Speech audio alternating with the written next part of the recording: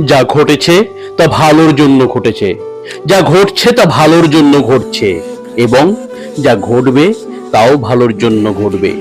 তোমার কাজ করার অধিকার আছে, কিন্তু কর্মফলের অধিকার নেই। পরিবর্তনই এই বিশ্ব ব্রহ্মাণ্ডের নিয়ম। তুমি এক মুহূর্তে ভিখারি থেকে রাজা হয়ে যেতে পারো, আবার রাজা থেকে ভিখারি হয়ে যেতে পারো।